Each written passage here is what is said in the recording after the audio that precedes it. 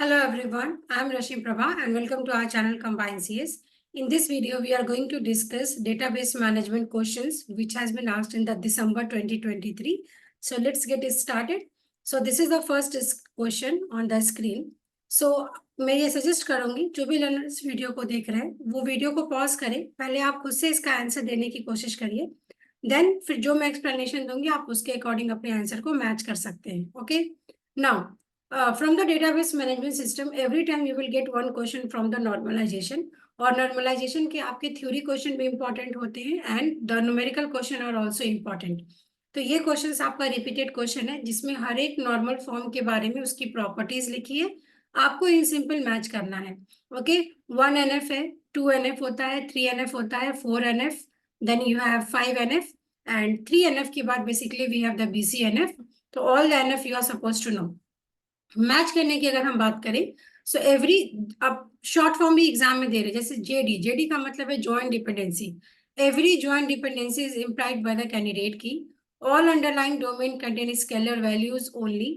Every multi value dependency. तो सबसे पहले आप ये समझ लीजिए जेडी का मतलब होता है जॉइंट डिपेंडेंसी. ओके, तो किस नॉर्मल फॉर्म में जॉइंट डिपेंडेंसी की बात की जाती है. फिर आपका MVD का मतलब होता है multi valued and then dependency, multi-value dependency. And then we have FD का मतलब हो गया नॉर्मल फंक्शनल डिपेंडेंसी. तो ये शॉर्ट फॉर्म्स भी आपको पता होना चाहिए बिकॉज एग्जामिनेशन में nowadays they are asking the short forms also. अगर आप इस सारे ऑप्शंस को भी पढ़ेंगे तो अगर फर्स्ट NF की बात करें, अगर किसी भी नॉर्मल फॉर्म में नहीं है then the given relation must be in 1NF. तो ये तो आपके रिलेशनल मॉडल का पहला प्रॉपर्टी होता है, रिलेशनल मॉडल का, कि अगर वो किसी भी नॉर्मल फॉर्म में नहीं है then the table must be in the first normal form. और फर्स्ट नॉर्मल फॉर्म होने के लिए उसका सिंपल सा कंडीशन होता है, वहां पे कोई भी कॉम्पोजिट एट्रीब्यूट नहीं होना चाहिए, कोई भी आपका मल्टी वैल्यू एट्रीब्यूट नहीं होना चाहिए, हर एक रो के corresponding you should be having a unique value. तो अगर आप देखेंगे all underlying domain contains a scalar value, scalar value को ही आप बोलते हैं एटॉमिक वैल्यू. तो आपका 1 के साथ जाएगा ऑप्शन नंबर 2. अगर 1 के साथ सी के साथ ऑप्शन नंबर 2 जाएगा, ठीक है. तो अगर आप ऑप्शन भी देखेंगे तो मुझे किसी भी और नॉर्मल फॉर्म्स के बारे में पढ़ने की जरूरत नहीं है. तो एग्जामिनेशन में सिर्फ आपको क्वेश्चन से सॉल्व नहीं करना है, एग्जामिनेशन में कीवर्ड आइडेंटिफाई करना है और उसके बेसिस पे आपको इंस्टेंट आंसर आना चाहिए. Because if you know the concept then 10 seconds is the maximum seconds जिसमें आप क्वेश्चन को सॉल्व करेंगे, सो दैट जो आने वाले क्वेश्चन है जहां पे आपको टाइम लगने वाले हैं आप उसमें अपने टाइम को सेव कर सकते हैं. तो अगर मैं ऑप्शन की बात करूं मुझे किसी और की जरूरत नहीं है, ऑप्शन 1 से ही यहाँ पे मैच हो रहा है, that is 2. But still because I am taking this lecture तो मैं आपको एक्सप्लेन कर दूं. जो आपका BCNF है, ठीक है, BCNF की अगर हम प्रॉपर्टी की बात करें, if we are having a functional dependency like this, तो यहाँ पे जो एवरी फंक्शनल डिपेंडेंसी है उसका जो राइट हैंड साइड का एट्रीब्यूट है वो मस्ट बी कैंडिडेट की होना चाहिए. तो यहाँ पे वही सेम चीजें लिखा है कि every functional dependency is implied by the candidate की. All the attribute which are present at the left hand side of a functional dependency must be a candidate की. तो ऑप्शन ए के साथ आपका मैच होता है 4. तो अगर आप ऐसे भी देखेंगे तो ऑप्शन 3 और ऑप्शन ए 1 आप कभी भी नहीं लगाएंगे बिकॉज ए का ऑप्शन 4 है और इसका भी ऑप्शन 4 है, ठीक है. उसके बाद देखिए दूसरा तरीका क्वेश्चन को सॉल्व करने का. एग्जामिनेशन में मैंने तो 1NF से सॉल्व किया, ठीक है. अगर आप BCNF से सॉल्व अगर कर रहे थे तो BCNF से आपका 1 और 3 ऑप्शन एलिमिनेट हो गया. उसके बाद जब आप देखेंगे तो B का 1 कॉमन है, तो ये आपको एग्जामिनेशन में सॉल्व करने की जरूरत नहीं है. B का 1 का ये मतलब है. 5NF क्या बोलता है, every joint dependency is employed by the candidate की. तो जितने भी आपके अगेन जो हमने अभी BCNF के लिए पढ़ा वो चीज आ जाएगा ज्वाइंट डिपेंडेंसी के लिए. और 2 का आपको पता है, 1NF का मैंने स्केलर वैल्यूज की बात की, एटॉमिक वैल्यूज की. तो 4 का आपका एक ही मैच होता है, that is every multi value dependency implied by the candidate की. तो इस तरीके से सारी चीज आपको याद होनी चाहिए. तो अगर हम बात करें तो when we are taking the classes we are also giving you how to make a small notes जो एग्जामिनेशन के टाइम पे आपको क्विकली रिवाइज करना है. एज फॉर एग्जाम्पल जब आप रिलेशनल मॉडल को पढ़ते हैं तो रिलेशनल मॉडल के अंदर कंस्ट्रेंट की बात होती है. तो सबसे पहले तो इससे भी क्वेश्चंस पूछते हैं डोमेन कंस्ट्रेंट क्या है, एंटिटी कंस्ट्रेंट क्या है. अगर मैं किसी एंटिटी की बात करूं, आप पहले ऐसे समझ लीजिए कि अगर आपके पास कोई ईआर मॉडल है, so this is a small ER model, ठीक है, जिसमें जो स्क्वायर ब्रैकेट है, this is, let us take an example, ये स्टूडेंट है, ये कोर्स है, और उन दोनों के बीच में इनरोल एक रिलेशनशिप है।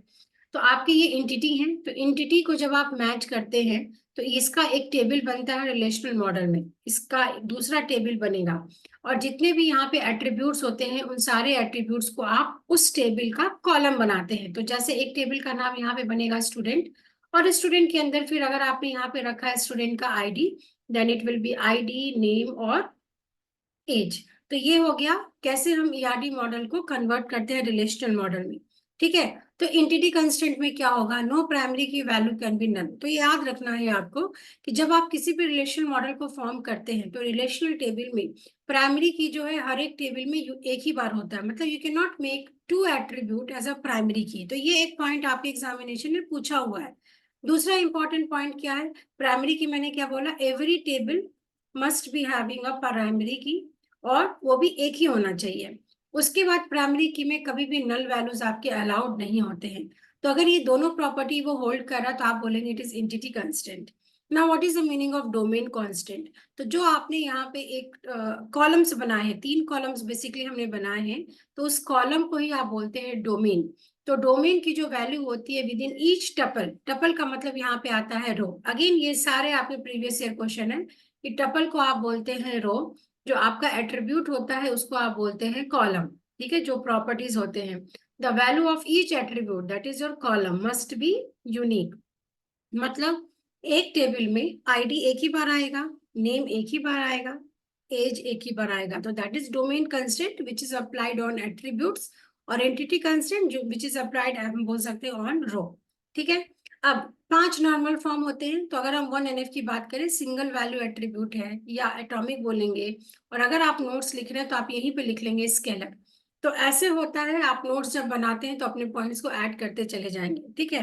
2NF की बात करें तो वहां पे कोई भी पार्शियल डिपेंडेंसी नहीं होना चाहिए, जिसको दूसरे टर्म्स में हम बोल देते हैं नॉन की attribute should be dependent on की एट्रीब्यूट, और ये भी आपका प्रीवियस ईयर क्वेश्चन है। तो ऐसे स्टेटमेंट्स आपको फाइंड करके अपने नोट्स में मेंशन करना है।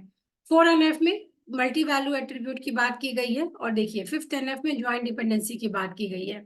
BCNF की बात करें, x must be A super की, इसी सुपर की को आप बोल सकते हैं कैंडिडेट की, ओके। और आपको क्या पता है, जो BCNF है which is stronger than 3NF, 2NF and 1NF, और यहाँ पे कोई भी ये हमेशा डिपेंडेंसी प्रिजर्व नहीं करता है। 3NF की बात करें, यहाँ पे कोई भी ट्रांजिटिव डिपेंडेंसी नहीं होना चाहिए, लाइक अगर A से B है, B से C है, तो वी नो कि A से C होल्ड करेगा। तो इस तरीके की डिपेंडेंसी हमारे टेबल्स में नहीं होने चाहिए। तो ये सारा एक इम्पॉर्टेंट क्वेश्चन है जो हर बार यूजीसी नेट में या किसी भी कॉम्पिटिटिव एग्जामिनेशन में फ्रिक्वेंटली आस्क्ड क्वेश्चन है। तो आपको सब कुछ कॉन्सेप्ट्स अच्छे से पता होने चाहिए। मतलब अगर आप ये बोल रहे हैं कि आपने नॉर्मल फॉर्म्स पढ़ा है, तो नॉर्मल फॉर्म से आने वाले हर क्वेश्चंस के लिए आप रेडी रहें एग्जामिनेशन में, ठीक है। Moving to the next question. Now NET का एक और पैटर्न है कि वो आपको सीधा क्वेश्चन नहीं पूछ रहे, नॉट करेक्ट का मतलब है they are asking you for the false statement, ठीक है। तो अब ये क्वेश्चंस कैसे करना है, इन क्वेश्चंस को करने के लिए आप सबसे पहले क्विकली देखिए कि आपने किस टॉपिक को पढ़ा है, उससे रिलेटेड कौन सा पॉइंट है। उससे रिलेटेड पॉइंट के लिए अगर आप 100% कॉन्फिडेंट है तो आप इजिली यहाँ पे ऑप्शंस को एलिमिनेट कर सकते हैं। एज फॉर एग्जाम्पल, मुझे ये पता है बी ट्री और B+ट्री के बारे में। B+ट्री में आपके जो भी ट्री होते हैं, उस ट्री का जो भी आपका लीफ नोड होता है, हर एक लीफ नोड आपस में इस तरीके से कनेक्टेड होता है। अगर हम B ट्री की बात करें तो इसमें लीफ नोड कनेक्टेड नहीं होता है, अदरवाइज दोनों में सेम है, सेम लेवल होते हैं, सारे इंटरनल नोड्स आपके फिल होते हैं। तो सिंपल सी बात है कि अगर B+ट्री की हम बात कर रहे हैं जहाँ पे हर एक लीफ नोड एक दूसरे से कनेक्टेड है, तो यहाँ पे सर्चिंग क्या होगा, searching should be very fast और बहुत ईजी होगा, ठीक है। तो आप ऑप्शन पढ़ लीजिए, searching is harder in the B tree than B+ट्री as compare to B tree, because all external nodes links to each other. External node का मतलब हो गया यहाँ पे लीफ नोड। तो ये स्टेटमेंट तो मुझे सरासर पता है, this statement is the false statement, ठीक है। तो मैं 100% कॉन्फिडेंट हूँ। तो जब एक ऑप्शन ही मुझे पता है तो मैं देखूंगी कौन सा ऑप्शन एलिमिनेट हो सकता है। तो इजिली आपका ऑप्शन नंबर 3 एलिमिनेट हो जाएगा। क्यों? क्योंकि यहाँ पे ऑप्शन नंबर C नहीं है, बाकी तीनों तीनों ऑप्शन में आप देखेंगे C ऑप्शन है। तो एक क्वेश्चन मैंने 2 सेकंड में एलिमिनेट कर लिया। अब आप डायरेक्टली क्वेश्चन को पढ़ना मत शुरू करिए। ऑप्शंस को अगर आप देखेंगे तो ऑप्शंस में एक आपको ऑप्शन मिला ए, ठीक है, ए तीनों में रिपीट हो रहा है, इसका मतलब एग्जामिनेशन में जो टाइम सेविंग है कैसे करेंगे, ऑप्शन ए को आपको पढ़ने की जरूरत नहीं है, ये ऑप्शन आपका एग्जैक्ट फॉल्स होगा। क्यों? क्योंकि वो सारे ऑप्शंस में है। तो हेंस आप बोल देंगे कि ये आपका फॉल्स है। That is the first record in each block of the data file is known as active record. नहीं, ये स्टेटमेंट फॉल्स है, अभी मैं एक्सप्लेन करूंगी। उसके बाद आपको किसके लिए मेहनत करना है? आपको मेहनत करना है ऑप्शन बी और ऑप्शन डी के लिए। तो अगर हम इसकी करेक्ट आंसर की बात करें तो option 2 is the correct answer. मतलब क्या है कि आपका जो ये स्टेटमेंट फॉल्स है, ये स्टेटमेंट फॉल्स है और ये स्टेटमेंट फॉल्स है, एंड ऑप्शन बी के बारे में नहीं बोला गया। तो A C D is the correct statement, false statement. Not correct का मतलब है फॉल्स स्टेटमेंट, ठीक है। अब हम यहाँ पे चेक कर लेते हैं। सबसे पहले मैं आपको बता दूं, the first record in each block of the data file. So basically this topic is related to indexing, जो आपके डेटाबेस में हर बार अगेन एक क्वेश्चन पूछा जाता है। It is called active record. नहीं, इसको एक्टिव रिकॉर्ड नहीं बोलते हैं, इसको एंकर रिकॉर्ड बोलते हैं। तो इतना छोटा छोटा क्वेश्चन भी वो मैनिपुलेट करके दे देते हैं। आप इसको एंकर रिकॉर्ड बोलेंगे या फिर ब्लॉक एंकर बोलेंगे, ठीक है, तो ये ध्यान में रखना है। फिर dense index has index entry for every search key value in the data file. ये यहाँ पे क्वेश्चन में है। दैट इज डेटा फाइल में होता है क्या डेंस इंडेक्स के बारे में? नहीं, डेटा फाइल में नहीं होता है, वो आपके डेटा बेस में होता है। तो फिर अगेन एक छोटे से मिस्टेक, कीवर्ड्स को चेंज करके क्वेश्चंस आपके ड्राफ्ट हो गए, तो आप ये ध्यान रखेंगे। इसके बाद आपका लास्ट ऑप्शन है in extendible hashing the size of directory, आपको ये गिवन है, तो ये भी स्टेटमेंट फॉल्स है। बिकॉज जो आपका एक एक्सटेंडेबल हैशिंग है उसमें जो एरे का साइज होता है वो 2 to the power d होता है। तो ये आपका एक स्टैटिक क्वेश्चन है, ठीक है, तो आप इसको ध्यान में रखेंगे ना। अब हम ऑप्शंस की तरफ आ गए। तो ऑप्शंस की अगर हम बात करें, तो अगर हम ऑप्शंस पढ़ ले तो ये आपका एक्टिव रिकॉर्ड है, ये डेटाबेस की बात की गई है, और ये 2D होता है, और searching is harder, so it is again false. ये भी आपका फॉल्स हो रहा है। तो आई गेस इसका एनटीए ने तो 2 आंसर दिया है ए सी डी, बट जो इसका करेक्ट आंसर दिख रहा है that is A B C D only. मतलब सारी स्टेटमेंट यहाँ पे फॉल्स है, ठीक है। तो अब यहाँ पे ये आपके क्वेश्चंस कैसे हो गए कि आपको कभी कभी ऐसा होता है कि जो आपके आंसर की आई है तो आंसर की को आप इस तरीके से भी मैच कर सकते हैं। जरूरी नहीं है कि जो आंसर किया है वो 100% एक्यूरेट है। तो इसके लिए क्या होता है कि आप इस क्वेश्चंस को अगर आप नहीं पढ़ के गए हैं तो आप एक बार जब क्वेश्चंस को सॉल्व करते हैं जरूर गूगल क्या करिए। तो यहाँ से इंपॉर्टेंट क्या बनता है कि आपको बी प्लस ट्री और बी ट्री के बारे में कंप्लीट डिफरेंस पता होना चाहिए। इंडेक्सिंग आपको जरूर पढ़ के जाना है, क्योंकि इंडेक्सिंग से ऐसे ट्रू फॉल्स स्टेटमेंट देखे जा रहे हैं।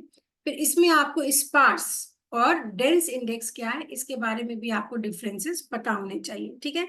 जैसे मैंने यहाँ पे एक नोट्स में रख दिया है कि बी ट्री और बी प्लस ट्री के बेसिक डिफरेंस क्या है।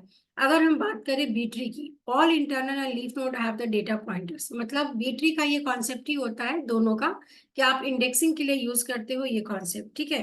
तो यहाँ पे आपका इंटरनल नोड्स का ये मतलब है if this is a tree, so जिसके चाइल्ड है that is known as your internal node. तो ये आपका इंटरनल नोड है, ये आपका इंटरनल नोड है, एंड ये आपके एक्सटर्नल नोड्स हो गए, ठीक है। इसी एक्सटर्नल नोड को आप बोल देते हैं लीफ नोड।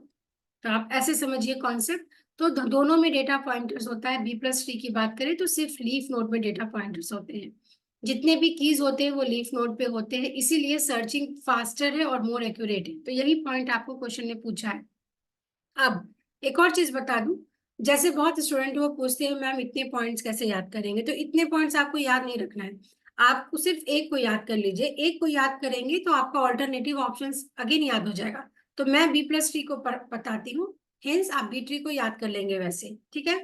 तो डेटा पॉइंटर्स आपके सिर्फ लीफ नोड होते हैं, सारे कीज वैल्यू लीफ नोड पे होता है, सर्चिंग फास्ट होता है, मोर एक्यूरेट होता है। Duplicate keys are maintain, again duplicate keys में यहाँ पे मेंटेन होते हैं, ठीक है। इसीलिए इसका साइज बहुत ज्यादा हो जाता है in terms of complexity. Insertion easier होगा, डिलीशन भी इजी होगा। क्यों? क्योंकि जब हर तरीके से आपके लीफ नोड पे सर्च की वैल्यूज है तो obviously insertion deletion will be easy. Then जो लीफ नोड की अगर हम बात करें, leaf node are stored as structure link, मतलब लिंक लिस्ट का यहाँ पे आप यूज करते हैं। यहाँ पे सिक्वेंशियल एक्सेस के थ्रू आप फाइल्स को एक्सेस कर सकते हैं। हाइट की बात करें तो as compare to B tree इसका हाइट कम होगा। ठीक है, lesser than B3. B3 is used in multi-level indexing. Again, this is the previous year question of UGC NET. Each intermediate node can have n by 2 to n children. तो ये आपके previous year questions भी हैं, तो ऐसे आप ध्यान में रखेंगे. ठीक है, तो आप इसको जरूर एक बार अपने इन पे पढ़ लीजिएगा. इस तरीके से मैंने यहाँ पे रखा. कुछ लिंक्स भी यहाँ पे मैंने डाला है जो कि ओरेकल के वेबसाइट से हैं, जहां पर जाकर आपको इंडेक्सिंग से रिलेटेड हर टॉपिक मिलेगा. तो आप जरूर उसको पढ़िए, अपने नोट्स को बनाइए.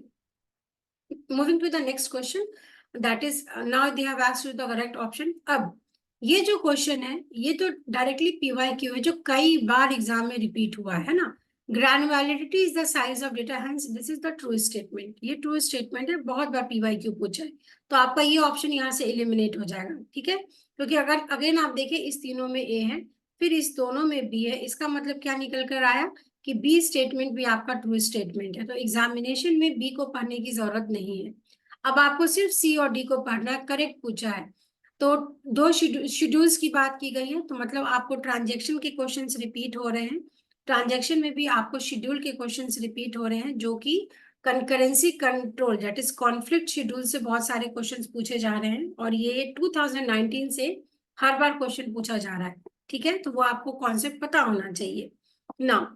क्वेश्चन पढ़ ले. Write operation which are performed without performing the write operation are known as blind write. नहीं, ब्लाइंड राइट की अगर हम बात करें, अगर ये मेरा एक शेड्यूल है, ठीक है, इस एक शेड्यूल के अंदर मेरे दो डिफरेंट ट्रांजेक्शन है T1 T2, तो यहाँ पे मैं कुछ रीड कर रही हूँ, यहाँ पे मैं कुछ राइट कर रही हूँ, अगेन मैं यहाँ पे राइट कर रही हूँ. तो now in the T2 transaction we are not reading anything, directly हम यहाँ पे राइट कर रहे हैं, तो इसको आप बोलते हैं ब्लाइंड राइट. और ये आपके कॉन्फ्लिक्ट मतलब के चांसेस को बढ़ा देता है. यहाँ पे बोला है without performing, so this statement is false. Because this statement is false, तो आपका करेक्ट आंसर क्या हो जाएगा? A B C. ये तीनों आपका यहाँ पे ट्रू स्टेटमेंट है. ठीक है, अब हम बात कर लेते हैं 2020 की. 2020 में आपको क्वेश्चन पूछा है रिलेटेड टू क्या कंडीशंस होते हैं जिसके थ्रू आप बोल सकते हैं कि दो जो शेड्यूल है, शेड्यूल आपस में कॉन्फ्लिक्ट करेंगे. कॉन्फ्लिक्ट करने का मतलब ये आप ऐसे समझ लीजिए, सबसे पहले कि जो ऑपरेशंस होते हैं, ठीक है, ऑपरेशन सबसे पहले एटलीस्ट वन राइट ऑपरेशन, मतलब कि अगर ये रीड कर रहा है, ये राइट कर रहा है, तो कॉन्फ्लिक्ट होने के लिए रीड राइट का होना, WR का होना और राइट राइट का होना कंपलसरी है. राइट का मतलब क्या है? राइट का मतलब आप ऐसे समझिए, राइट का मतलब होता है आप कहीं पे भी डेटा की वैल्यू को अपडेट कर रहे हैं, है ना. तो जब आप अपडेट करेंगे तभी तो कॉन्फ्लिक्ट आएगा. जब आप सिर्फ रीड करेंगे, if you are having RR, then there will be no conflict. तो पहला ऑपरेशन क्या बोलता है कि एक राइट, एटलीस्ट एक राइट तो होना चाहिए, और यहाँ पे ऐसे बना दो राइट. तो ये आपका ब्लाइंड राइट भी हो गया. दूसरा ऑप्शन क्या है? Both the operations are performed different transaction. अब अगर ये एक शेड्यूल है, प्रॉब्लम कब आएगी? प्रॉब्लम तो तब आएगी ना, जैसे मेरे घर में अगर दो बच्चे हैं और दोनों बच्चों को अगर एक ही चीजें चाहिए तो कॉन्फ्लिक्ट आएगी. अगर मैं if I am having a single girl child और अ बॉय चाइल्ड, तो सब कुछ तो उसका ही है, फिर वो क्यों लड़ाई करेगा? तो यही चीज आपको समझना है कि जब आपके पास मल्टीपल ट्रांजेक्शन्स होंगे तब जाकर कॉन्फ्लिक्ट के केस बनते हैं. अगर सिंगल ट्रांजेक्शन है तो वहां पे कभी भी कॉन्फ्लिक्ट नहीं आता है ना. तो यहाँ पे आपके दो ट्रांजेक्शन्स और दोनों डिफरेंट ट्रांजेक्शन्स का होना इंपॉर्टेंट है, ऑब्वियस सी बात है. फिर both the operations performed on the same data item. Now again this is important. Same data item का मतलब क्या है कि अगर मैं किसी वैल्यू को रीड कर रही हूँ, तो यहाँ पे रीड और right is my operations, and जो मैंने यहाँ पे x लिखा है, x मेरा क्या है? Data item. ठीक है, तो x को मैं रीड कर रही हूँ, x को राइट कर रही हूँ, एंड उसी x को दूसरा ट्रांजेक्शन में रीड कर रहा है. तो अगर जैसे ये क्रिटिकल सेक्शन है ऑपरेटिंग सिस्टम के हिसाब से, इसी क्रिटिकल सेक्शन में आप भी जाना चाहते हैं, आपका फ्रेंड भी जाना चाहता है, तो जाके कॉन्फ्लिक्ट होगी, है ना. कि एक ही थिएटर है, एक ही थिएटर में न्यू मूवी रिलीज हुई है, अगर 100 सीट है, 100 सीट्स भर गए तो कॉन्फ्लिक्ट आएगा, फिर आप दूसरे में जाएंगे, है ना. तो आप ऐसे आपको यहाँ पे समझना है कि आपके पास रिसोर्स एक ही होगा, देन आप उसमें कॉन्फ्लिक्ट आएगा. अगर अलग अलग रिसोर्स है, मुझे कुछ और चाहिए, आपको कुछ और चाहिए, तो फिर कॉन्फ्लिक्ट नहीं होगा. तो ऐसे लाइफ एग्जांपल्स के साथ अगर आप पढ़ते हैं तो आपको कभी भी इस टाइप के क्वेश्चंस में कंफ्यूजन नहीं होगा. तो option A is true, B is true and option C is true statement. और ये क्वेश्चंस फ्रीक्वेंटली आस्क्ड क्वेश्चन है. ठीक है, now this is the very easy question. ऐसे इजी क्वेश्चन तो एग्जाम में एक्सपेक्ट अगर आता है और फिर भी अगर आप गलत करते हैं तो ब्लंडर मिस्टेक हो जाएगा. क्रिएट टेबल T, है ना. तो this is SQL which is an example of data definition. क्यों? क्योंकि हम एक टेबल को जब क्रिएट कर रहे हैं तो डिफाइन कर रहे हैं। नॉर्मलाइजेशन प्राइमरी की कुछ भी नहीं होगा, DML और DDL। अगेन ये आपका FAQ है, फ्रिक्वेंटली आस्क्ड क्वेश्चन है। तो इसका क्या मतलब निकलता है कि आपके पास एक लिस्ट होनी चाहिए, क्योंकि अगर आप 2019 का अगेन पेपर देखेंगे, डायरेक्ट क्वेश्चन पूछा है सेलेक्ट क्या है, DML कमांड है या DDL कमांड है। तो आपके पास क्योंकि हमें ऐसा लगता है सिर्फ इंसर्ट करना, अपडेट करना, डिलीट करना is the DML command. No, select is also the data manipulation language.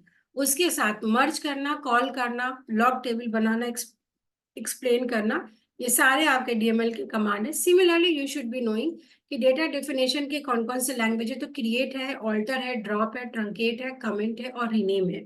तो हर आपको पता होना चाहिए कि जो भी आपके सीक्वल है, कौन सा सीक्वल DML में आता है, कौन सा सीक्वल आपका DDL में आता है। Again you have data control language also, तो वो भी आपको पता होना चाहिए, that is commit and I guess it is revoke and grant.